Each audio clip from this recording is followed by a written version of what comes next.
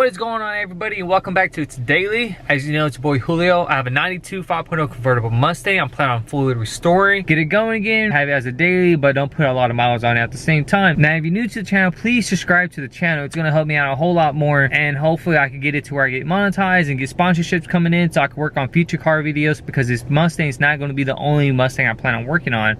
I actually have other future generations of the Mustangs that I want to work on. I want to work my way up. Right now I'm actually looking at SN95 GT Mustang, or even like a 98 Cobra, something like that, but who knows. I might even skip that generation just because it's been super hard to look something in that, like in those year model generation, in that SN95 with low miles. That's something I want with each car I work on. I want it with low miles. So there's that. So please don't forget to subscribe. It's gonna help me a whole lot. And this video is gonna be a whole lot different, as you can see from the introduction with exhaust and me coming to the car.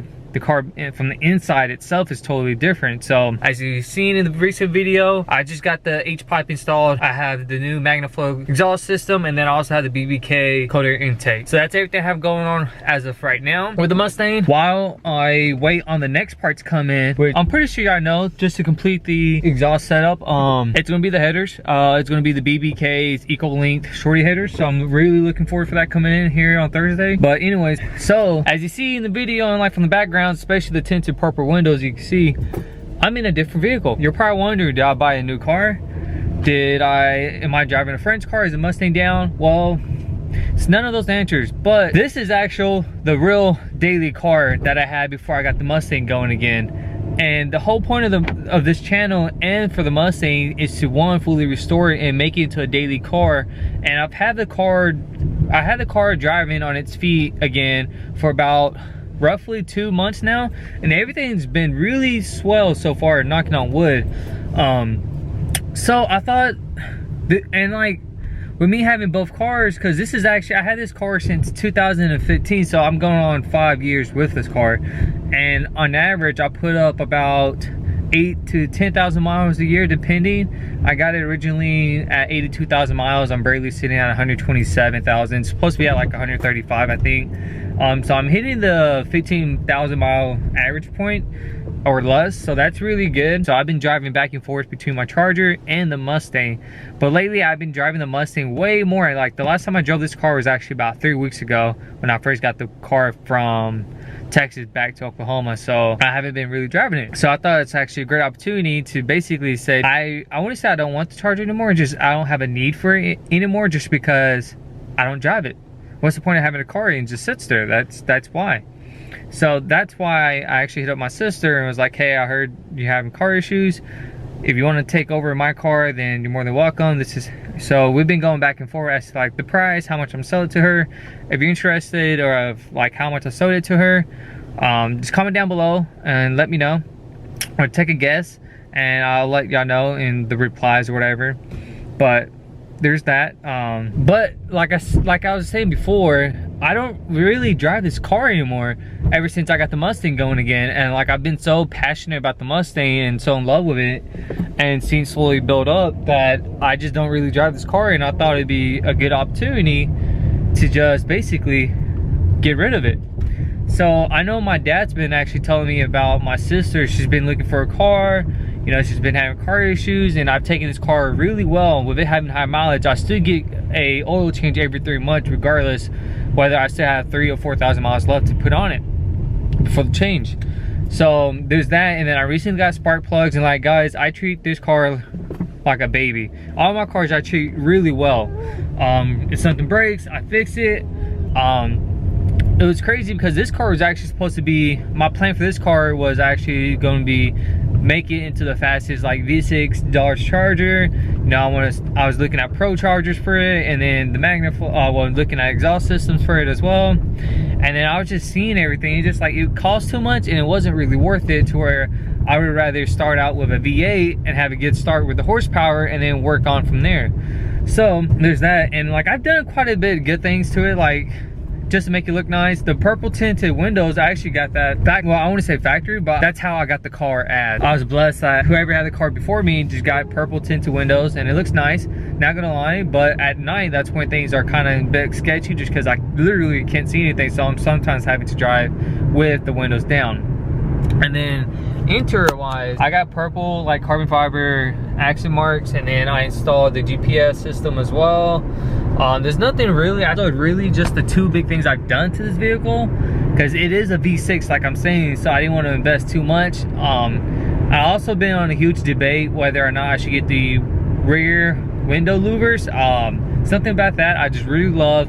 I know before, a couple years ago, I actually plastic dipped my spoiler, made that flight black. It was awesome, looked good. I might do that again here recently, before I give it to my sister, just so it just has some more kick to it, just make it pop out more. The decals on the sticker, that came in as well as how I got the vehicle. Now, I thought it's a great opportunity to actually take this time to talk to y'all about the real daily car that I've had for the past 5 years that I'm finally going to get rid of.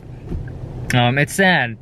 It's sad, really. Like I've done a lot. Well, I wouldn't say I've done a lot to the car, but I grew into this car and like it became part of my life. It's done so much for me. I've literally paid so much money in parts because I keep on messing it up, you know, like me being stupid, thinking this car could drift, you know, breaking the axle in the front. It just, I've had a lot of issues with the car, but it's taking really good care of me lately. So it's gonna hurt me a lot when I actually get rid of it, but at least I give it to someone that I know, which I'm actually giving it to my sister. Well, I wouldn't say I'm giving it to her. I'm actually gonna sell it to her, and then you're probably gonna comment down below like, why we sell a car to your sister? Well, that's how we were raised. Nothing in life would be given to you. So you gotta work for it and you gotta earn it. So which is why I even told her like she wants to make payments, then I'm more than welcome to do that as well. But I do have a spare key, so if you're late on one payment, guess what? Mom and dad are gonna repo. So there's that. But yeah, guys, so like I said, there's nothing wrong with the car. I've done a lot, I invested a lot into this vehicle as well.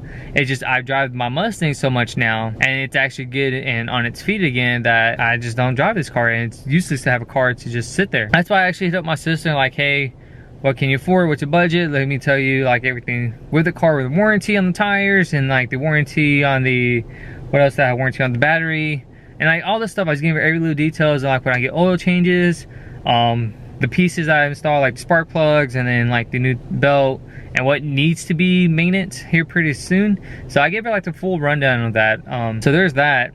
So here pretty soon, I'm pretty sure by the time you actually see this video, I would no longer have the car anymore. It would be in her hands. So that's, like I said, it's going to be sad, but hopefully maybe one day I can actually buy the car back from her. That's why I actually decided to sell it to my family, to my sisters, because I would love to buy this car again, to have it back in my property, just because, you know, it was with me for so long. It hurts to like get rid of it. One thing you're probably wondering as well is like, am I going to miss the car? Well, I don't know if you've been listening, but yes, I will miss the car. Like I've had it for 5 years. I've done so much with it, but it's been with me for so long. Like a lot of people know me because of this car, like in my neighborhood back home in Abilene, Texas.